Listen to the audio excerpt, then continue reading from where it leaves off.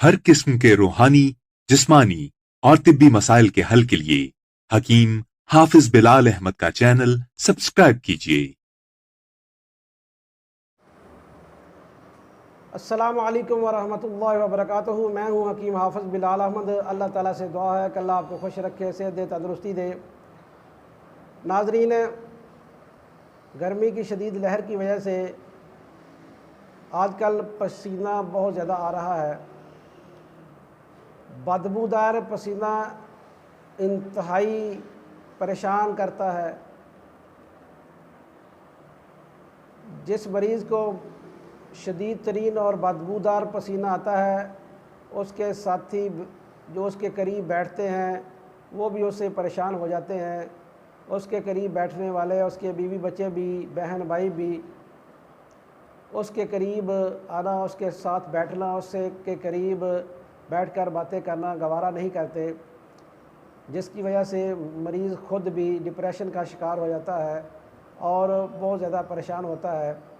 हालांकि मर्ज़ किसी को भी लग सकती है और कोई भी इस मर्ज़ का शिकार हो सकता है।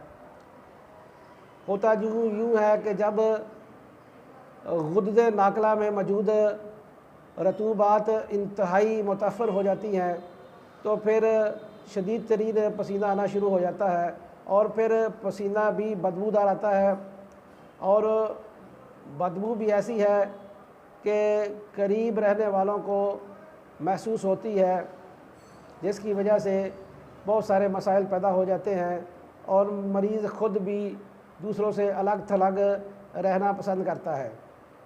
कानून मुफरद अदा में ये उज़लाती तहरीक देखी गई है।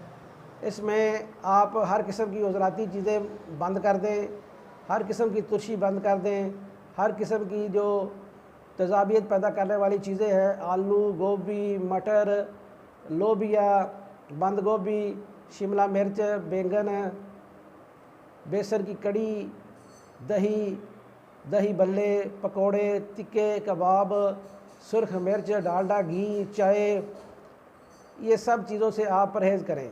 इसके साथ साथ हर किस्म के तुर्श फल जो है उनसे भी आप परहेज़ करें। अगर आप तुर्श फलों से परहेज़ करेंगे, हर किस्म की तुर्शी से परहेज़ करेंगे तो इंशाअल्लाह मैदे में तेज़ाबियत नहीं बनेगी और जब मैदे में तेज़ाबियत नहीं बनेगी तो फिर ये जो पसीना है ये बिल्कुल ख़त्म हो जाएगा। इसके साथ साथ आप जो ग़ज़ा खाएँ वो करेले आप खा सकते हैं, छोटा गोश्त आप इस्तेमाल कर सकते हैं, दाल मूंग आप इस्तेमाल कर सकते हैं, साग सरसों का आप इस्तेमाल कर सकते हैं, साग बाथू का आप इस्तेमाल कर सकते हैं। इसमें आप सुर्ख मिर्च मत डालें, सब्ज़ मिर्च डालें या काली मिर्च डालें, ये आप इस्तेमाल करें।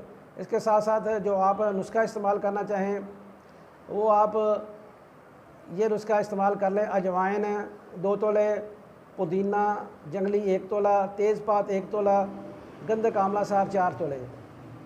नुस्खा फिर सुन लें। अजवाइन 2 तोले, गंधक आंवला सार 4 तोले, पुदीना जंगली 1 तोला, तेज़पात 1 तोला। इन सब चीज़ों को अच्छी तरह कूट छान लें और सफ़ू बना लें।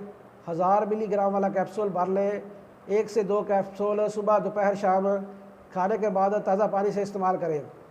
इंशाअल्लाह अगर आप 15 से 20 दिन इसे इस्तेमाल कर लेंगे, परहेज़ के साथ इस्तेमाल करेंगे तो इंशाअल्लाह हर किस्म की जो है वो तेज़ाबियत ख़त्म होगी और जो बदबूदार पसीना आता है वो इंशाअल्लाह बिल्कुल आना बंद हो जाएगा। इसके साथ साथ अगर आप पुदीने की चटनी इस्तेमाल करना चाहें तो वो भी आप इस्तेमाल कर लें। पुदीने का काफ़ा आप इस्तेमाल कर सकते हैं, लहसुन का आप ज़्यादा इस्तेमाल कर सकते हैं।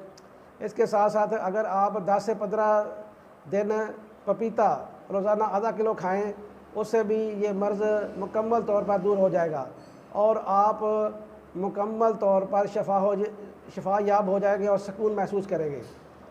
मुझे और मेरे साथियों को अपनी दुआ में ज़रूर याद रखें। अस्सलामु अलैकुम वरहमतुल्लाहि वबरकातुहू।